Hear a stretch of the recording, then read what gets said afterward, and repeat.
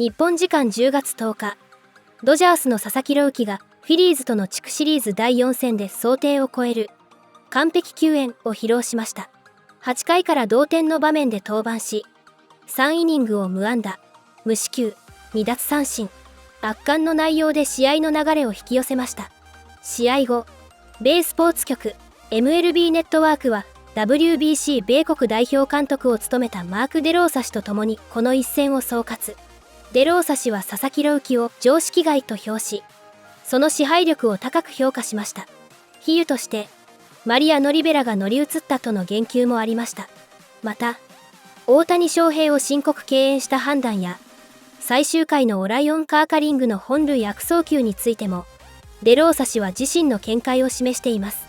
なお、他の米国メディアの番組でも佐々木朗希を称賛するコメントが相次いでいます。これらを日本語字幕付きでご紹介します。Sasaki. All right, this is ridiculous. I mean, You're gonna tell me it gets me upset. yeah. What gets you upset? You're gonna tell me we almost had this guy borderline crying in the beginning of the year. They had to install personalized toilets for him to feel comfortable in Dodger Stadium. His pets' heads are falling off. We're down in AAA trying to figure out mechanics, and then all of a sudden the ghost of Mariano enters his body. Mariano's still alive. He went 3 innings like it was nothing. Mariano this Rivera, isn't fair. To be clear, still alive. Okay. Yeah. No, he is. I don't believe Roki Sasaki. What do you mean? We just saw it in real time. And Blake Snell said when he was a starter, he was more cautious. Let's see if he bleeds. He might be AI, guys. Well, we are all living in a simulation, so Wait, really? remember that. Come yes, on, absolutely. to take it into, he didn't pitch in a regular season. Yeah. He was like intimidated. There was That's maybe, what they said. They said he was too cautious, and when he has 1 inning, he can just attack. It's so he like walks into Citizens Bank Park and now Dodger Stadium in the biggest moments, and he's locked down. So the Dodgers, as Lauren mentioned, they're either going to be hosting Game 1 of the NLCS if it's the Cubs, or going to Milwaukee. So the Dodgers, as Lauren mentioned, they're either going to be hosting Game 1 of the NLCS if it's the Cubs, or going to Milwaukee. As for the Philadelphia Phillies, their season comes to an end short of the ultimate goal. Here is Orion Kerkering on his decision to throw home at the end of the game last night. Just hit off my foot. Just kind of, once the pressure got to me, just thought it was a faster throw, the JT, a little quicker throw than trying to cross body at the Bryce. So just throw. Yeah. Did you hear them telling you to go to first at all, or were you just in the moment that it wasn't even? Just in the moment. Yeah. Just kind of keep going with it. Hopefully it started a long career. Just keep back in my head of this really sucks right now, but hopefully keep pushing and get over this hump. Keep pushing. Just keep his head up. He just got caught up in the moment a little bit. Coming down the stretch there, he pitched so well for us, and I feel for him because he's putting it all on his shoulders. But we win as a team and we lose as a team. So. Obviously, a big moment, big situation, and kind of just got away from him right there, and had to play it first, and he went to the plate. Tough way to lose it, but part of it. I don't think that that's going to define Kirk's career at all. I think that this kid's going to be a premier back-end arm in a bullpen for many years, and it's just one of those things where it's a blip on the radar right now. Just the second postseason series to end on an error. Just as a human being, I think you feel badly for Orion Kerkering. And I thought Rob Thompson showed a lot of leadership, getting to him immediately after the game. I can't imagine what he must have felt like, but I do know it takes a lot of you-know-what to stand up and answer those questions right afterwards and talk to the media. So, we wish him best. We wish him the best moving forward. Yeah, I always go back to I have Theodore Roosevelt's Man in the Arena. It was always in a frame in my locker because those cold and timid souls that'll never be in that moment to understand what Kerkering was feeling. I've been there. Game 1 of 2008 playoffs against the Dodgers, I hit a backside homer. I'll never forget it. I get in a car with my dad, leaving the parking lot. Game 1, I felt like King Kong. Like I could do no wrong. Game 2, I make a huge error early in the game, Russell Martin hits a double down the left field line off Carlos Zambrano. I'm watching everyone run around the bases thinking, wow, in a matter of 24 hours, you go from like top of the world to like, now you want to dig a hole and climb in it. So I've been in these moments, and you hear Derek Jeter. I go back to it time and time again, because during stretch in 2009, during Team USA, I made it a point to be next to him and ask him a bunch of questions. And I always asked him, why do you always come through in the playoffs? And he goes, because I let everyone else panic around me, and I treat it like a spring training game.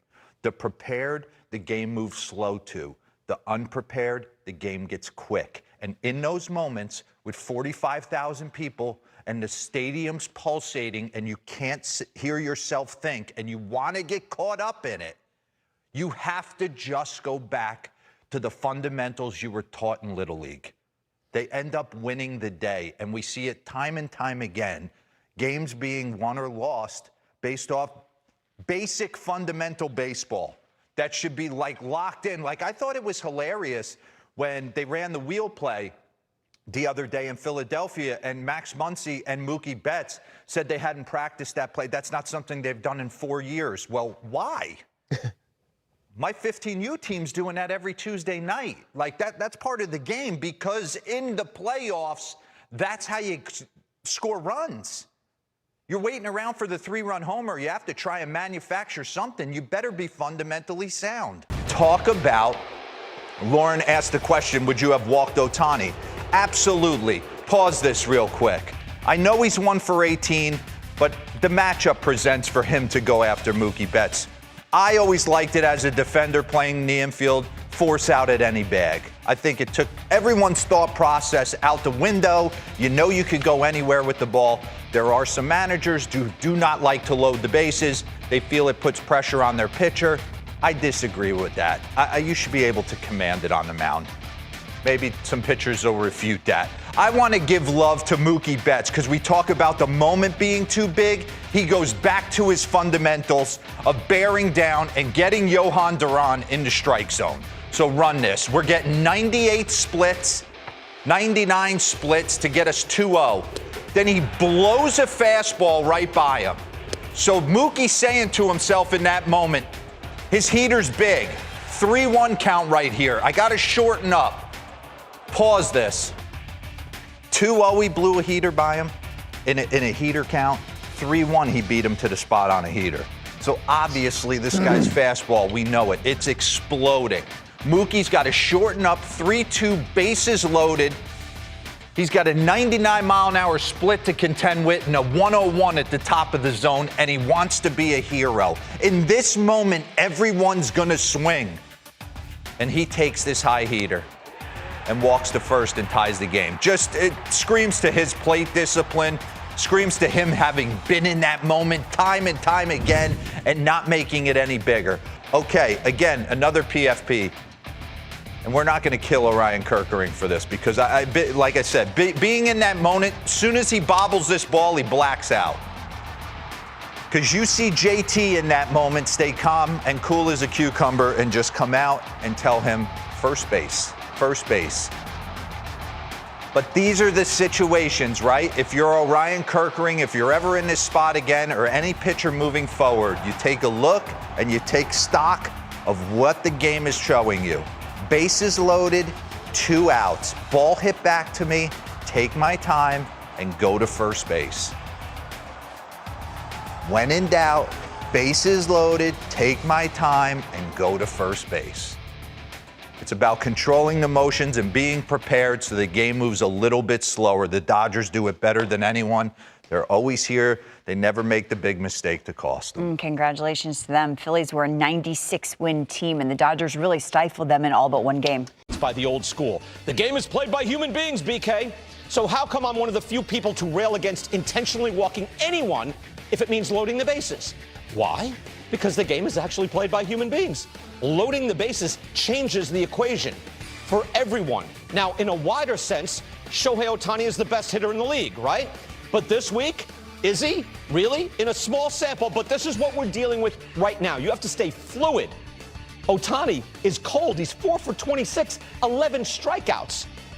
I mean, he's not making it happen in the playoffs. And by the way, I'm including the wild card round against the Reds, where Ohtani hit 2 home runs in the first game. Certainly, Ohtani at any moment can break out. We know that. But Mookie Betts is no chump. Even when he was struggling, he did not have a good year. He's still Mookie Betts. He slugged .557 in September, and he's slugging .600 in the playoffs right now. He is red hot in this postseason. Walking Ohtani for this guy, this Hall of Famer, and then Freddie Freeman on deck, that's flat out a bad call. And I want to say, you guys are the ball players. Are you watching the at-bats? Case, are you watching the at-bats? Are they watching the at-bats? I'm watching the at-bats. Steve Phillips is watching the at-bats. I'm watching the at-bats. You're walking him to get to him. Loading the bases to face a better hitter as of that moment. Managerial check time. Now that we've loaded Rob Thompson, let's put him in the crosshairs case. I floated the numbers out there. I'm saying second and third, Ohtani. I'm not saying he's ice cold, he'll never hit again, but to walk him to get to Betts to me and then force the bases loaded on a guy that he's a human being, he feels airflow, and sure enough, Betts waits him out and draws the walk, ties the game. It's a huge mistake, I thought. Nah, I disagree. In the moment, I thought the same thing. Put Ohtani on. I don't care if he's 4 for 26. And you said Betts in September slugging .550. It doesn't matter. It doesn't matter. Slugging 600 in the playoffs. I know, but you have Duran. The reason you went and got this guy, he's one of the greatest. And how did it work out for you? Hey, it didn't work out. That's part of the game. You don't load the bases, and then the guy won't have an airflow situation. Totally disagree. Listen, Ohtani's still one of the best hitters in the game, MVP of the league. When you come up with second and third, your adrenaline's a little different. You don't think he's going to get hot at some point? Oh, yeah, at some point he's right. He's not cold forever. Pitch to hit, you don't think, I mean, the chance of it going, him going big fly 3-1, double in the corner, 2-1. I'd rather load the bases. I got to force out everywhere. I got Duran, one of the best closers in the game. Betts and Freeman are waiting. Not talking about chumps. Let's get it on, man. Get it on. Hey, let's find out. Let's get it on. Let's find out with Ohtani. Why do you think Ohtani's won for whatever? Why do you think Dombrowski went and got Duran for a situation just like this? Yeah, to face Ohtani. Why don't you pitch to him? No, to have the face the next guy. No, to have you didn't get Duran to say, hey, let me walk a guy and then face the next guy. No, because you got the righty-righty matchup. I know Betts is one of the best in the game, but at the end of the day, Duran doesn't walk guys, you know, and he did right there. But I'm saying, hey, listen, 2020 hindsight, it's a great conversation. At the end of the not 2020. At the time, I'm big on this all the time. Even my producer, we know you hate to walk the bases loaded. Look, he doesn't walk guys. Exactly. Again, I'm adhering to when the bases loaded, you put a guy in a tough spot. Do you have to do it? Now, if you have a great hitter and then a weak hitter, think about it. I still don't like walking the bases loaded, but you have a great hitter who's a little cold. Yep. You have to admit that. And a great hitter who's a little hot. I want no part of that. Yeah, I disagree. And you have one of the best pitchers in the game. Great pitching always beats great hitting. If he executes, I think it's a different conversation. So I think you're both right, you're both wrong. I think that it comes down to this is what the Dodgers built was star after star after star, where there's a justification in my mind for walking Ohtani. There's a justification. I've never liked it. By the way, even the regular season, I don't like saying you're walking Ohtani to get to Betts and Freeman waiting. Loading the bases and pitching the dirt. There's a lot of things that can go wrong, but you got a guy who doesn't do a lot wrong. He doesn't walk anybody. And so I understand the reason why Rob Thompson chose to walk with the MVP of the league, even though he's not hitting right now. I understand why he did it. But I can also understand why you don't like doing it, because you load the bases, there's no margin for error, and you've got Mookie Betts, who's a great hitter, and he's hot right now. So here's the thing. He had to pick his poison. All right, what would you do? I would have walked Ohtani. You would have? I would have walked Ohtani. Great job, Steve. I would have walked. But I understand your point. I hate to say it. How did it work out? Like, you put the guy under such pressure, even a guy who has never done it before in his life, well, he just did it. Also, Betts' plate discipline is state-of-the-art.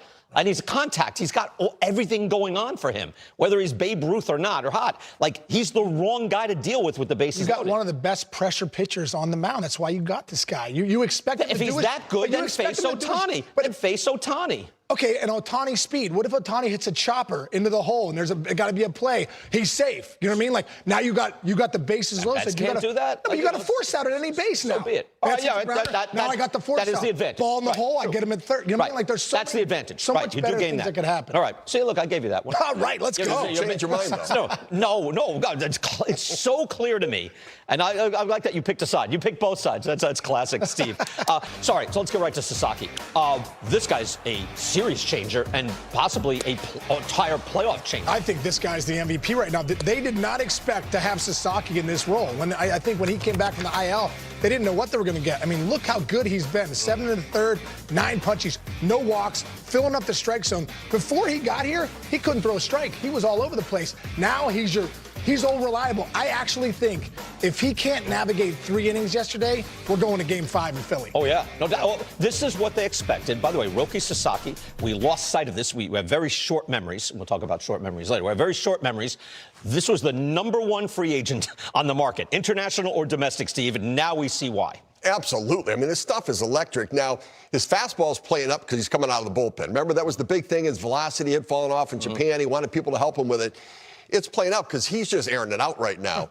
But remember, go back to one of the games in the series, it was a save situation, and Blake Trinan came in the game in a 3-run game, and then Sasaki had to come in. And at the time, Dave Roberts said, I hadn't ever used him in 2 out of 3 days. I'm like, forget it. I mean, use him now and see if it works. Now he's going 3 innings. He's a multiple inning closer right now. As long as you can work the off days around it, he is. It went from the Dodgers having a bad bullpen to, like, I'm thinking, I kind of like their bullpen right now. Well, you know what it is? And this is kind of the overall theme of where I'm saying, and I don't believe in, like, oh, Ohtani's cold, he's going to stay cold forever. Betts is hot, he's going to stay hot forever. It's kind of anti-analytic. However, how is the guy pitching or hitting right now? And it made me think, like, how is Sasaki looking now? He's lights out. It's like K-Rod, right, when he came up. It's like Tim Lincecum when suddenly he came in garbage time for Bruce Bochy, and it was like, suddenly it was like, oh, we need 2 1/3, go to Lincecum, and suddenly he was a super weapon. Right. Like, you find guys that are in, for whatever reason, Case, right, in the flow at this moment, you go to it. You go to him, yeah, and he's that guy right now. I mean, Dave Roberts is looking at situations going, Sasaki time. Yeah. So get him in here because he's going to shut this down. We'll have more on Sasaki coming up. By the way, you and I in the showdown later. Let's go. This was just like opening round. That was a warm-up.